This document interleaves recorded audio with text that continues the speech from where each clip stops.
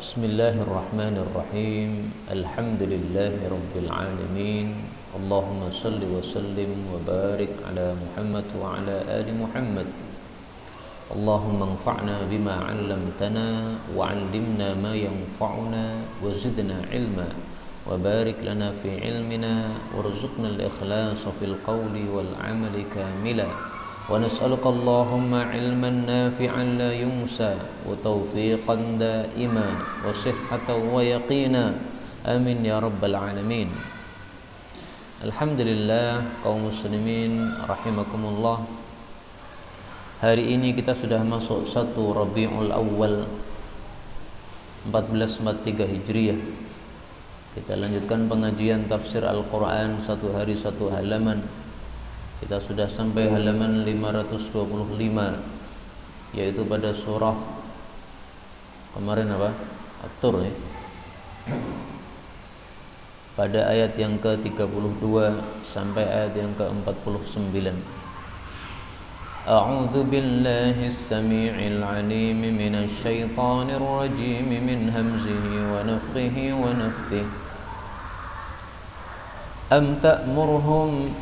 أم تأمرهم أحلامهم بهذا أم هم قوم طاغون أم يقولون تقوله بل لا يؤمنون فلياتوا بحديث مثله إن كانوا صادقين أم خلقوا من غير شيء أم هم الخالقون أم خلقوا السماوات والأرض بل لا يوقنون أم عندهم خزائن ربك أم هم المسيطرون أم لهم سلم يستمعون فيه فليأت مستمعهم بسلطان مبين أم له البنات ولكم البنون أم تسألهم أجرا فهم من مغرم مثقلون أم عندهم الغيب فهم يكتبون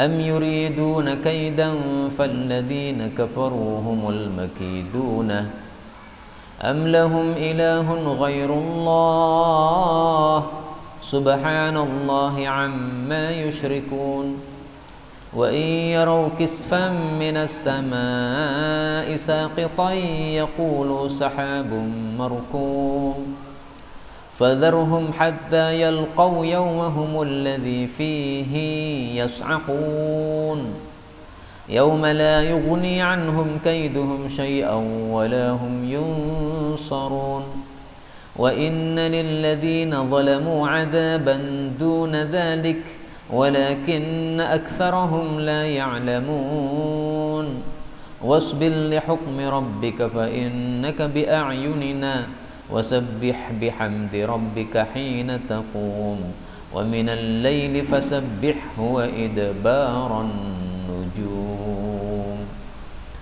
Alhamdulillahi rabbil alamin. Allahumma arhamna bil Qur'ani amin. Pada ayat-ayat yang kita baca ini ada beberapa kata yang bisa dibaca dengan dua bacaan. Yang pertama pada ayat 32, ta'muruhum, boleh juga dibaca ta'murhum, ra-nya disukun. Kemudian pada ayat berikutnya 37, musaytirun, ini shadnya boleh dibaca dengan sin, musaytirun, sama dengan ihdinas sirat. Pernah kita jelaskan dulu, boleh pakai shad, boleh pakai sin, ihdinas siratal mustaqim. Meskipun kalau dalam riwayat Hafs harus sirat pakai shad ya, tapi kita bicara tentang qiraah mutawatirah selain Hafs. Boleh juga dibaca dengan shad yang dicampur dengan zain. Amhumul muzaytirun, bukan muzaytirun tapi muzaytirun, shad tapi campur zain. Dan ini agak susah ya, sehingga tidak usah kita pakai yang sin atau shad saja. Kemudian pada ayat 45 ini ada dua perbedaan. Hatta yulaqu boleh dibaca hatta yalqau. maka ya-nya di fathah, yalqau. Kemudian yus'aqun boleh dibaca yas'aqun, berarti ya-nya di fathah ya. Kemudian di sini ada idgham, wasbir li hukmi rabbika, ra-nya boleh diidghamkan pada lam, wasbil li hukmi, wasbil li hukmi. Demikian juga ada idgham pada ayat 37, khazainu rabbika, nunnya bisa dihilangkan, khazair rabbika. Gimana? Belum mau hadir? Sebenarnya tadi sudah bisa ya, cuman mati hidup.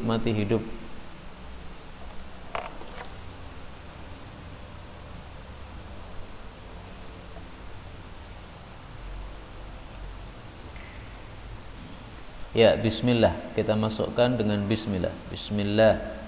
Mudah-mudahan dengan bismillah jadi barakah dan jadi mudah. Baik, adapun tafsirnya secara ringkas, Allah mengatakan pada surah At-Tur ayat 32, am ataukah ta'muruhum, memerintahkan mereka, ahlamuhum, akal-akal mereka, bihada, dengan ini, maksudnya dengan perkataan ini, am ataukah am di sini bahkan ya, am bahkan, hum mereka itu, qaumun kaum, taghun yang melampaui batas. Ayat ini masih berkaitan dengan ayat sebelumnya, yaitu ayat tentang tuduhan orang kafir kepada Nabi Muhammad SAW pada ayat 29, bahwa Nabi adalah kahin, dukun, atau majnun, orang gila, atau syairun, tukang syair. Jadi orang-orang kafir itu untuk menolak dakwah Nabi Muhammad SAW, mereka tuduh beliau dengan 3 tuduhan yang disebutkan dalam ayat ini. Disebut dukun, disebut orang gila, disebut penyair. Nah, tuduhan mereka itu dibantah oleh Allah dengan ayat 32 ini. Apakah akal mereka menyuruh mereka untuk mengatakan ucapan itu, yaitu bahwa Nabi adalah dukun, bahwa Nabi adalah orang gila, bahwa Nabi adalah tukang syair? Apakah yang menyuruh ngomong untuk seperti itu adalah otak-otak mereka atau akal-akal mereka? Allah katakan amhum qaumun taghun, bahkan mereka adalah kaum yang melampaui batas. Artinya yang menyebabkan mereka mengatakan begitu itu karena pelampauan batas yang ada pada mereka. Jadi sebenarnya akal mereka tidak menyuruh begitu. Kenapa? Akal mereka sudah tahu Muhammad itu bukan dukun, karena seumur-umur tidak pernah belajar perdukunan Muhammad itu. Mereka tahu bahwasanya Nabi Muhammad itu bukan orang gila. Mereka ngerti Nabi Muhammad orang cerdas, orang yang terpercaya, bukan pembohong. Sehingga akal mereka tidak akan mengatakan seperti itu. Itu hanya gara-gara mereka adalah qaumun taghun. Karena itu dari sini kita ambil pelajaran, kalau orang itu sudah melampaui batas, berbuat dolim, maka apapun akan muncul dari mulutnya, nggak peduli. Menuduh sana sini nggak peduli. Meskipun dia sebenarnya tidak punya bukti yang kuat, tapi karena sudah tohun, ya, sudah memiliki sifat melampaui batas kepada orang lain, yaitu sifat kezaliman kepada orang lain, nggak akan peduli apa yang dia lakukan. Sehingga kalau kita melihat orang-orang yang sangat dahsyat menuduh kepada seseorang atau kelompok yang lain, sementara tidak ada bukti sama sekali, tidak usah heran, sudah ada contohnya dalam Quran. Orang-orang kafir ini, mereka bersahabat dengan Nabi Muhammad sudah bertahun-tahun. Sejak Nabi lahir mereka sudah ngerti siapa Muhammad itu. Lah kok sampai mereka mengatakan majnun, Muhammad orang gila, padahal sama sekali bukan gila. Nah itu gara-gara sifat melampaui batas yang ada pada mereka. 33, am ataukah yaquluna, mereka itu mengatakan taqawwalahu, Muhammad membikin-bikin dia, yaitu Al-Quran. Bal bahkan la yu'minun, mereka tidak beriman. Nah, ini tuduhan yang lain kepada Nabi Muhammad SAW, bahwa beliau itu yang membuat Al-Quran. Artinya Quran ini bukan wahyu dari Allah, tapi karangan Muhammad SAW. Nah, perkataan mereka itu Allah bantah, balla yu'minun, bahkan itu karena tidak iman mereka sehingga mereka mengatakan begitu. Karena Nabi Muhammad dituduh membuat karya Al-Quran, tidak mungkin. Wong beliau itu buta huruf, tidak bisa baca tulis. Orang buta huruf itu tercela, Pak, ya? Aib, kecuali untuk Rasulullah sallallahu alaihi wasallam. Untuk Rasulullah tidak bisa baca tulis, atau dengan nama lain buta huruf, itu malah kemuliaan. Kenapa? Untuk bukti bahwa Quran bukan buatan beliau. Coba kalau Quran diturunkan kepada orang yang sudah sering menulis kitab, ya. Seperti saya sudah dikenal banyak karyanya. Nah, andaikan saya membuat Quran kemudian saya mengatakan ini wahyu dari Allah, nah, wajar kalau orang mengatakan itu palsu, kamu aja yang nulis. Kamu sudah biasanya kamu nulis. Ini Nabi Muhammad nggak pernah nulis sama sekali. Kok dituduh menulis? Nggak mungkin itu karena la yu'minun, tidak beriman saja. 34, falyatu, maka hendaklah mereka mendatangkan bihaditsin, dengan perkataan mithlihi, yang semisal Quran, ingkanu, jika adalah mereka itu shadiqin, jujur atau benar. Jadi kalau benar bahwasanya Muhammad itu membuat Quran sendiri, karyanya sendiri sebagaimana kalian tuduhkan, coba kalian tandingi dengan Quran yang semisal. Kan kalian kan mengaku sebagai tukang syair yang handal. Kalau Muhammad tukang syair seperti kalian harus bisa membuat Quran persis seperti Quran yang dibawa Muhammad. Nah, ini tantangan tidak pernah mereka layani karena nggak bisa. Ini tantangan yang pertama, suruh buat kitab seperti Quran. Ketika mereka sudah tidak mampu untuk melayani tantangan ini, Allah turunkan tantangannya menjadi 10 surat. Pada surah Hud ayat 13 Allah mengatakan, am yaquluna iftarah, ataukah mereka mengatakan Muhammad itu membuat-buat Quran? Qul, katakanlah, fa'tu bi asyri suwarin, datangkan 10 surat saja, mithlihi, semisal Quran, muftarayat, yang kalian buat-buat, wad'u man istata'tum min dunillah, panggil semua orang yang kalian mampu selain Allah untuk membuat 10 surat tadi, in kuntum shadiqin, kalau mereka benar ucapan mereka. Ini tantangan 10 surat. Apakah dilayani? Sama juga tidak dilayani. Maka Allah turunkan tantangannya lebih rendah lagi, yaitu dengan berapa? 1 surat.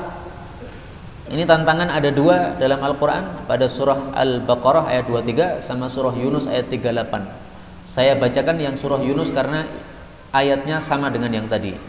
Am yaquluna iftarah, apakah mereka mengatakan Muhammad membuat-buat Quran? Qul fa'tu bi suratin mithlihi, katakanlah, datangkan 1 surat semisal Quran, panggillah siapapun yang kalian mampu selain Allah jika kalian benar. Nah, tantangan ini dari mulai turun ayat ini sampai hari ini belum ada yang bisa melayani. Ada Musailamah Kadzdzab, mengaku nabi, dia mengatakan saya bisa membuat seperti Qurannya Muhammad. Kemudian dia membuat wahyu sendiri, al-fil, mal-fil, wa ma adraka mal-fil, gajah, tahu nggak kamu apa itu gajah? Gajah adalah gini gini gini. Nah, orang Arab ketika mendengar suratnya Musailamah ketawa ngakak, Pak. Wahyu orang gedebus kok gini gini. Wahyu itu nilainya tinggi. Orang penyair mendengar surat Al-Quran dibacakan melongo mereka, saking indahnya bahasa Quran. Nah, begitu dibacakan oleh Musailamah Al-Kadzdzab surat tentang gajah, mereka bilang ki opo kayak gini nih, nggak ada nilainya. Nah, tukang syair paham ini kalimat yang tinggi, ini kalimat rendahan. Andaikan itu kalimatnya tinggi, kalimatnya Musailamah, terus penjelasan tentang gajah, apa perlunya? Kalau sudah ngerti gajah ngapain? Kalau al-qari'ah, mal-qari'ah, nah, itu kan perkara yang besar, perkara kiamat. Kita perlu ngerti perkara kiamat, karena bahaya kalau tidak ngerti, ya. Tapi kalau masalah semut, masalah gajah, untuk apa? Ayat 35, apakah khuliqu, mereka itu diciptakan, min ghairi syai'in, tanpa sesuatu, maksudnya tanpa pencipta. Ataukah hum, mereka itu al-khaliqun, orang-orang yang menciptakan. Maksudnya, apakah mungkin manusia itu diciptakan tanpa ada Allah yang menciptakan? Berarti yang menciptakan siapa? Alam yang menciptakan. Apakah mungkin? Tidak mungkin. Atau mereka yang menciptakan diri mereka sendiri? Juga tidak mungkin. Karena kita ngerti kondisi kita dulu ketika masih bayi, kemudian menjadi dewasa, kemudian menjadi kuat. Bukan kita yang membuat kayak gitu. Buktinya kalau kita sakit nggak bisa menolak, kita mati nggak bisa menolak, berarti ada zat yang menciptakan.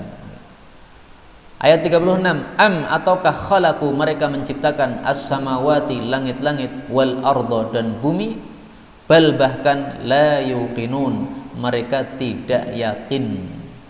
Artinya apa? Ketidakyakinan mereka itu, karena mereka tidak punya keyakinan itu, itulah yang menyebabkan mereka menolak dakwah Nabi Muhammad SAW untuk menyembah secara mentauhidkan zat yang maha pencipta alam semesta. Mereka tahu Allah menciptakan alam semesta, tapi mereka menyembahnya dengan menyekutukan kepada berhala-berhala. Nah, itu yang tidak dimaui oleh Islam ini. Menyembah itu hanya kepada Allah. Iyyaka na'budu wa iyyaka nasta'in. 37. Am ataukah indahum, pada mereka, khazainu, gudang-gudang, rabbika, Rabbmu. Am ataukah hum, mereka itu, al-musaytirun, orang-orang yang berkuasa. Maksudnya, kenapa mereka itu tidak terima kalau Nabi Muhammad SAW itu diberi wahyu oleh Allah? Apakah gudang rahmat Allah itu mereka yang pegang? Wahyu itu kan rahmat Allah, Pak. Allah berikan rahmat yang kepada siapa terserah Allah. Allah pilih Nabi Muhammad, ya terserah Allah. Mereka tidak boleh iri. Kenapa Muhammad yang dipilih jadi nabi, kenapa kami tidak? Muhammad anak yatim, kami orang-orang mulia. Muhammad miskin, kami orang-orang kaya. Nah, itu ucapan mereka.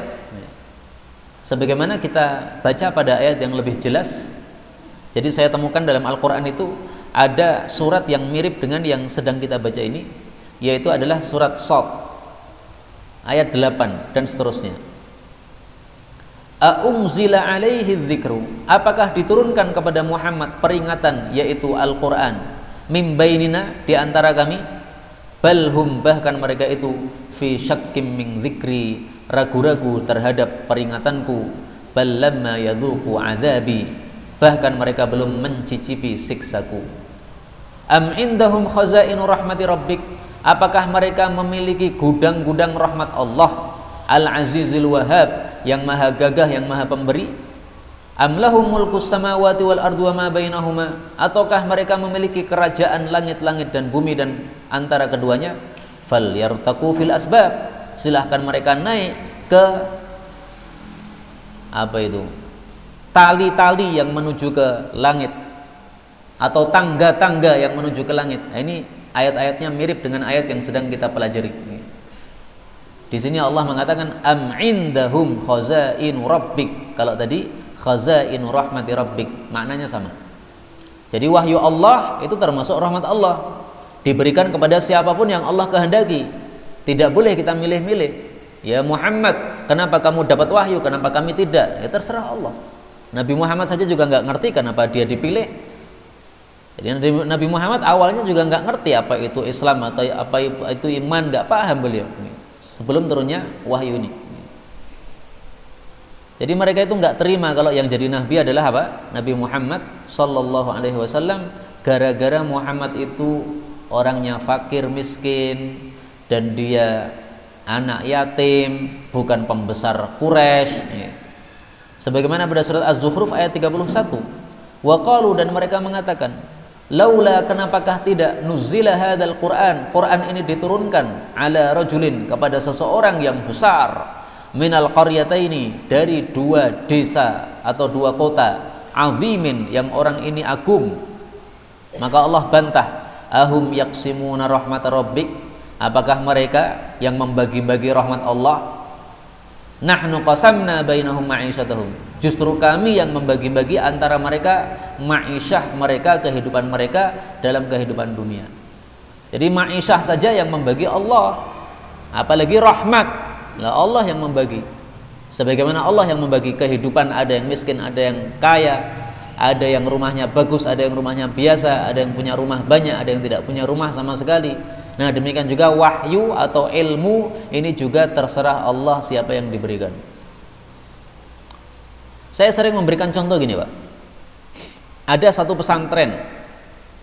Pesantren ini dimiliki oleh seorang kiai. Kiai punya beberapa putra.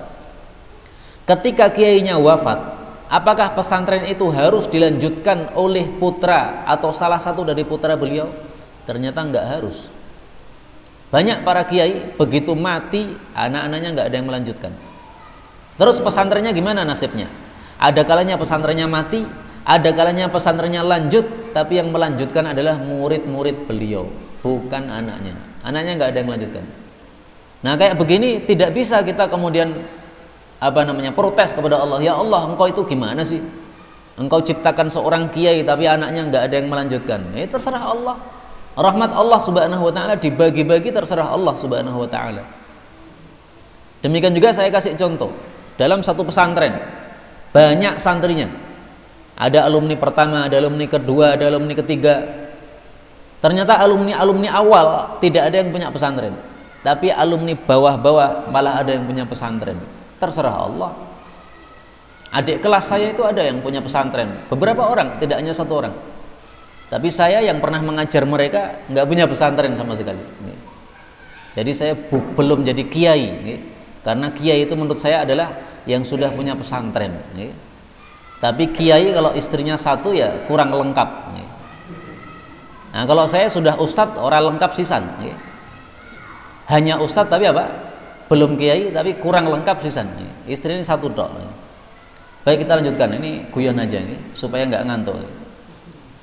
Allah kemudian mengatakan ataukah lahum bagi mereka sulamun, ada tangga, yastami'una fih, yang mereka itu mendengarkan padanya, falyati, maka hendaklah mendatangkan mustami'uhum, orang yang mendengarkan dari mereka, bisultanim mubin, dengan hujjah yang nyata. Maksudnya, apakah mereka memiliki tangga menuju ke langit, yastami'una fih, yang mereka mendengar pada tangga tadi terhadap perkataan atau perbincangan para malaikat. Malaikat di langit mendapatkan wahyu dari Allah. Nah, orang-orang kafir itu apakah punya tangga menuju ke langit untuk mendengarkan perbincangan para malaikat tentang wahyu Allah? Kalau memang ada, silahkan datangkan orang yang mendengar tersebut dengan hujjah yang kuat bahwa dia sudah mendapatkan informasi dari para malaikat, sumbernya dari Allah, bahwa Muhammad itu tidak berhak jadi nabi. Muhammad itu adalah nabi palsu, nabi yang asli bukan dia. Apakah ada dalilnya mereka? Enggak punya dalil. Ataukah lahu, bagi dia, bagi Allah, albanatu, anak-anak perempuan, walakum, dan bagi kalian albanun, anak laki-laki. Maksudnya ini menolak perkataan sebagian orang-orang jahiliyah, di mana mereka mengatakan Allah itu melamar putri-putri jin, sehingga Allah kemudian menikahi putri-putri jin tadi. Maka muncullah anak-anak perempuannya Allah, yaitu para malaikat. Nah, ini kan kurang ajar sekali sama Allah. Nah, maka Allah bantah, amlahul banat, apakah Allah memiliki anak-anak perempuan, yaitu para malaikat yang kalian katakan sebagai anak-anaknya Allah, walakumul banun, sementara kalian sendiri maunya anak laki-laki. Dulu orang-orang kafir kan tidak terima kalau anaknya perempuan. Anaknya perempuan langsung dikubur hidup-hidup, anaknya laki-laki baru dibawa masuk rumah. Nah, ini berarti nggak adil. Untuk Allah dinisbatkan anak-anak perempuan, untuk mereka tidak mau anak perempuan. 40. Ataukah tas'aluhum, engkau minta kepada mereka ajron, upah, fahum, maka mereka itu mim maghramin, dari sebab hutang, muthqalun, mereka keberatan. Artinya, apakah mereka menolak dakwah Nabi itu gara-gara Nabi Muhammad itu kalau dakwah minta bayar? Kalau ngaji Al-Fatihah sama saya bayar 1 juta, ngaji Al-Baqarah sama saya bayar 1 miliar. Apakah begitu? Kalau mau syahadatain maka wajib bayar 1 juta. Apakah begitu? Nah, gara-gara Nabi Muhammad mata duitan sehingga mereka tidak mau masuk Islam, karena kalau masuk Islam harus bayar duit. Apakah begitu? Nggak ada buktinya sama sekali itu. Nabi Muhammad dakwahnya gratis total. Ayat 41 Allah mengatakan, ataukah indahum, pada mereka itu al-ghaibu, ada perkara yang gaib, fahum, maka mereka yaktubun, mereka menulis. Jadi maksudnya apakah mereka itu mengetahui ilmu gaib yang mereka bisa tulis, yang sumbernya dari Allah, yang menunjukkan bahwa agama mereka agama yang benar, kok mengatakan Muhammad membawa kesesatan? Nah, ini semuanya pertanyaan bertubi-tubi dari Allah, tujuannya untuk mengusik pikiran orang-orang kafir. Karena sebenarnya mereka itu tahu Muhammad itu bukan pembohong, Muhammad itu sebenarnya adalah betul-betul membawa wahyu. Hanya karena kesombongan tadi ya, itu yang menyebabkan mereka tidak mau masuk Islam. Na'udzubillahi min syarri dzalik. 42. Am ataukah yuriduna, mereka itu menghendaki kaida, tipu daya. Falladzina, maka orang-orang yang kafaru, kafir, hum merekalah al-makidun, yang akan terkena tipu daya.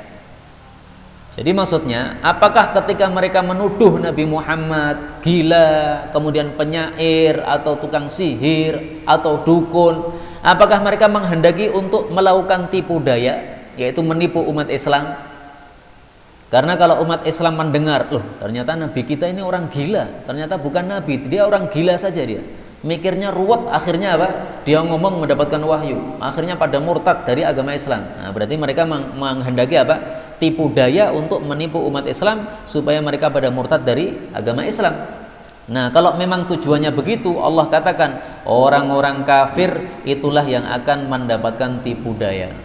Artinya tipu daya itu tidak akan mengenai kecuali yang membuat tipu daya. Sebagaimana dalam Al-Quran Allah sebutkan sangat jelas, wala yahiqul makrus sayyi illa bi ahlih, surat Fatir ayat 43. Dan tidaklah meliputi makar yang jelek itu kecuali kepada pembuatnya sendiri. Makar apapun, makar yang jelek itu nanti baliknya menjadi menyerang dirinya sendiri yang membuat makar tersebut. Orang yang menuduh seseorang padahal tuduhannya tidak benar, nah nanti tuduhan itu akan menjadi bumerang terhadap dirinya. La yahiqul makrus sayyi illa bi ahli. Andaikan betul Covid itu buatan orang, andaikan, maka kita ingat kalam Allah, makar yang jelek tidaklah menimpa kecuali pembuatnya. Maka Covid itu kalau buatan orang untuk mengacaukan dunia, itu nanti akan menjadi bumerang terhadap mereka yang membuatnya sendiri. Mudah-mudahan umat Islam dijaga oleh Allah Subhanahu wa taala dari kejahatan musuh-musuh Islam. Amin ya rabbal alamin. 43. Am ataukah lahum, bagi mereka, ilahun, Tuhan, ghairullah, selain Allah, subhanallah, maha suci Allah, amma, dari apapun, yusyrikun, yang mereka sekutukan. Nah, ini juga pertanyaan yang bersifat mengingkari. Apakah mereka punya Tuhan selain Allah? Karena mereka menyembah 7 Tuhan. Husain ditanya oleh Nabi, wahai Husain, kamu hari ini menyembah berapa Tuhan? Husain menjawab, sab'ah, ada 7 Tuhan. Sittah fil ard, yang 6 saya sembah di bumi, arca-arca itu. Wa wahidun fis sama, satunya di langit, yaitu Allah. Jadi orang-orang kafir dulu itu bagus mereka, bagusnya dari sisi mereka meyakini bahwa alam semesta yang menciptakan Allah. Maka orang kafir zaman dulu sedikit lebih bagus daripada sebagian orang kafir zaman sekarang yang mereka mengatakan tidak ada Tuhan. Alam semesta muncul sendiri. Nah, orang kafir zaman dulu masih mengakui. Kalau ditanya siapa pencipta langit, siapa pencipta bumi, mereka mengatakan dengan akal mereka, ada penciptanya, Allah. Kenapa? Karena tidak mungkin ada sesuatu yang bergerak dengan sangat rapi kecuali ada yang mengatur. Seperti kapal berlayar, pasti ada supirnya, nggak mungkin kapal bisa belok sendiri ke sana kemari ya menuju ke tempat yang dituju, kecuali pasti ada supirnya. Nah, kalau kapal kecil ada supirnya, bagaimana alam semesta yang sangat luas ini? Tapi sayangnya mereka menyembah Allah dengan menyekutukan, dan itu tidak diterima oleh Allah Subhanahu wa taala. 44. Wa in, dan jika yarau, mereka melihat kisfan, potongan, minas sama, dari langit, saqiton, jatuh, yaqulu, mereka mengatakan, sahabun, ini adalah awan, markumun, yang bertumpuk-tumpuk. Maksudnya, kalau mereka dikirimi siksa oleh Allah berupa potongan dari langit yang jatuh, apakah itu meteor ataukah apapun ya, maka mereka mengatakan ini hanya awan yang bertumpuk-tumpuk, akhirnya jatuh ke bumi. Artinya mereka tidak meyakini adanya siksa itu. Jadi Allah turunkan siksa itu mereka nggak sadar-sadar. Sadarnya baru Fathu Makkah, ketika ditaklukkan kota mereka oleh Allah Subhanahu wa taala lewat tangan-tangan umat Islam, baru sadar mereka. Nah, dulu-dulu itu disiksa oleh Allah, dikirimi perang Badar, dikirimi perang Khandaq, mereka kalah bertubi-tubi, nggak sadar-sadar. Nah, kondisi mereka itu terulang pada orang-orang zaman sekarang, termasuk kita orang-orang Indonesia ini.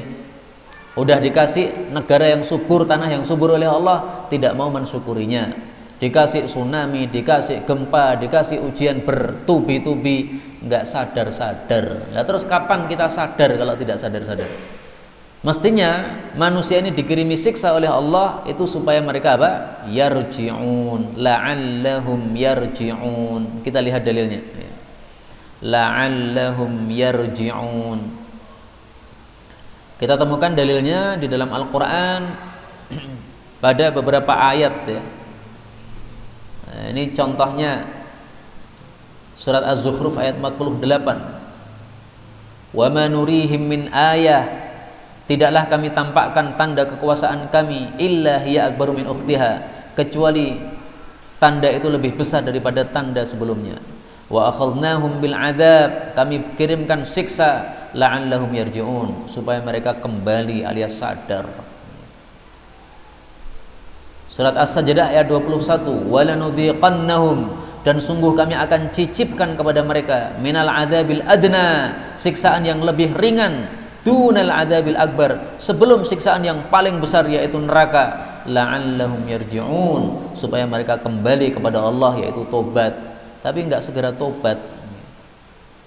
Karena itulah Allah mengatakan ayat 45, fadharhum, maka tinggalkan mereka, biarkan mereka, hatta yalqau, sehingga mereka bertemu yaumahum, dengan hari mereka, alladzi fihi, yang di dalam hari tersebut yas'akun, mereka akan mati.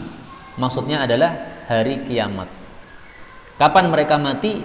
Mereka mati ketika sudah ditiup terompet yang ketiga oleh malaikat Israfil. Malaikat Israfil itu meniup terompetnya 3 kali. Sebagian ulama mengatakan 2 kali, karena itu nomor 1 dan nomor 2 digabung.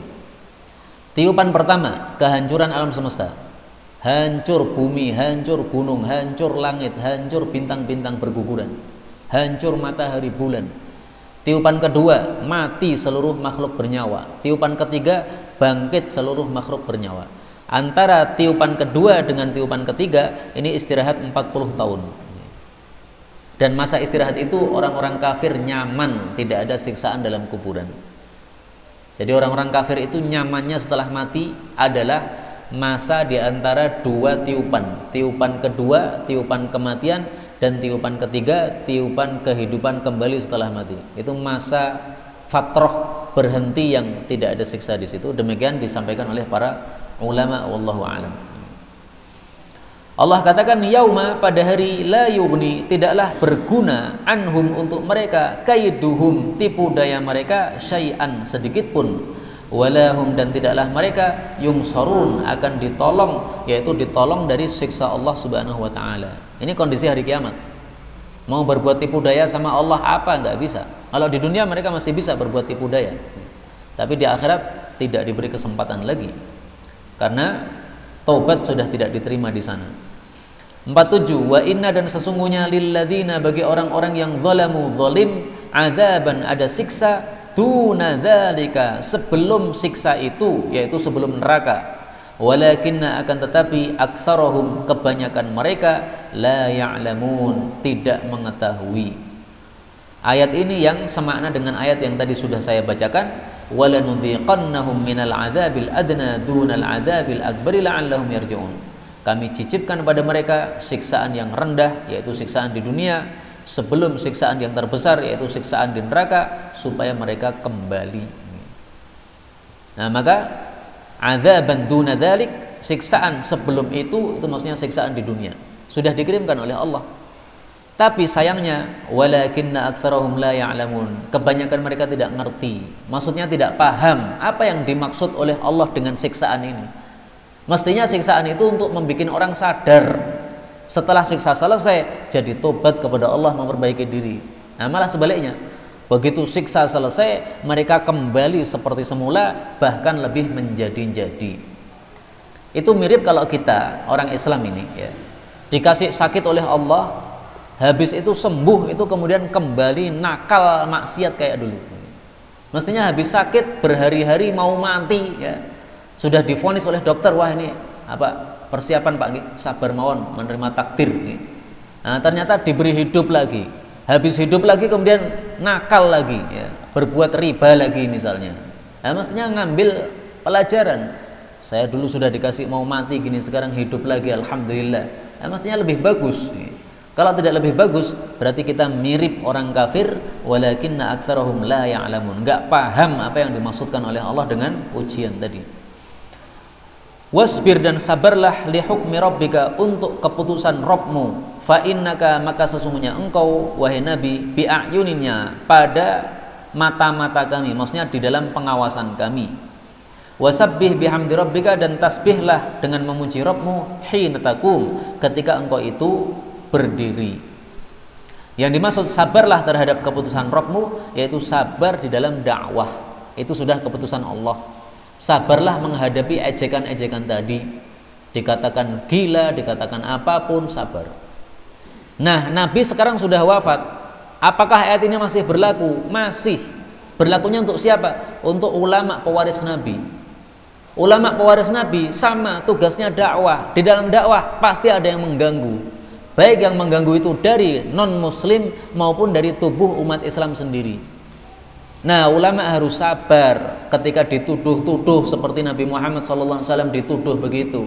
Lanjutkan dakwah, sabarlah, tidak usah menoleh kepada tuduhan-tuduhan itu. Lanjut terus. Mau dikatakan teroris kah? Mau dikatakan apa lagi, garis keras? Mau dikatakan garis melenyok dan sebagainya? Lanjut dakwah, lanjut. Kamu dengarkan silahkan, nggak dengarkan silahkan. Pokoknya ini Quran kayak gini, tafsirnya kayak gini, ayatnya kayak gini. Terima tidak terserah kamu. Yang dimaksud tasbihlah dengan memuji Allah ketika kamu bangkit, ini ada 3 tafsiran. Pertama, ketika bangkit dari tidur. Ketika bangkit dari majelis, seperti majelis ilmu seperti ini sama juga, atau majelis ronda, majelis apapun. Yang ketiga, ketika bangkit untuk sholat. Jadi kalau kita mau sholat, hendaklah membaca subhana. Ada ya doa iftitah, subhanakallahumma wa bihamdika wa tabarakasmuka wa ta'ala jadduka wa la ilaha ghairuka. Meskipun doa iftitah tidak harus ini, boleh Allahumma ba'id baini seperti yang terkenal itu, boleh juga yang lain, pokoknya yang sahih dari Rasul sallallahu alaihi wasallam. Kalau bangkit dari majelis ilmu, setelah selesai dari duduk seperti ini, kita nanti akan membaca subhanallah wa bihamdih, subhanakallahumma rabbana subhanakallahumma bihamdik, asyhadu an la ilaha illa anta, astaghfiruka wa atubu ilaik.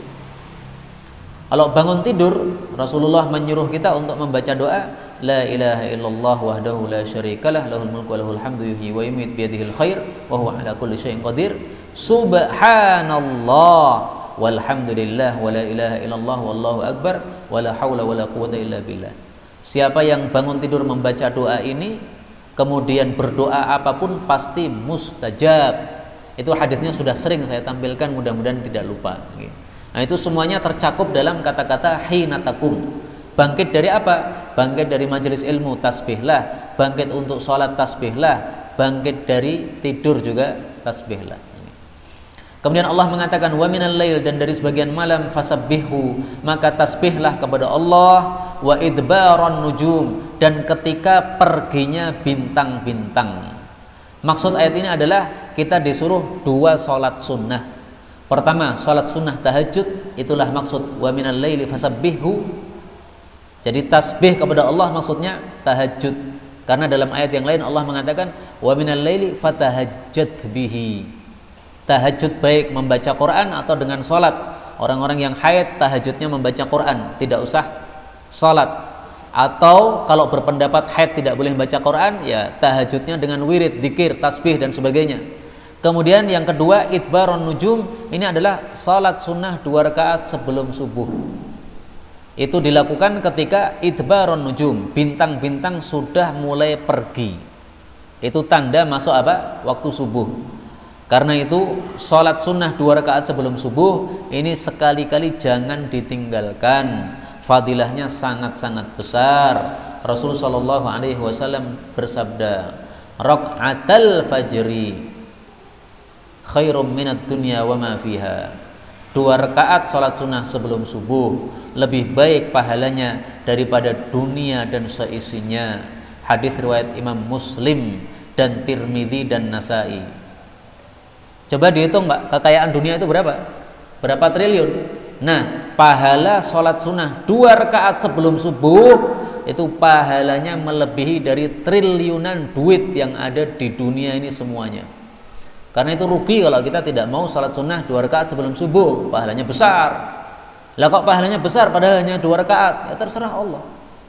Allah itu memang memberikan amalan-amalan tertentu, pahala-pahala tertentu. Termasuk ini 2 rakaat sebelum subuh. Tidak semua orang bisa melakukan, Pak. Ada orang-orang yang mereka meskipun KTP-nya Islam, tapi sholat subuhnya selalu telat. Nah kalau sholat subuhnya telat, sholat sunnah 2 rakaat sebelum subuh nggak bakal dia lakukan. Subuhnya aja telat. Nah maka orang-orang yang tidak telat sholat subuh seperti kita karena sudah sering ngaji, jangan telat juga melakukan sholat sunnah 2 rakaat sebelum subuh. Inilah yang dapat disampaikan, benarnya dari Allah. Kalau ada salahnya fa astaghfirullahaladzim li wa lakum walhamdulillahirabbil alamin.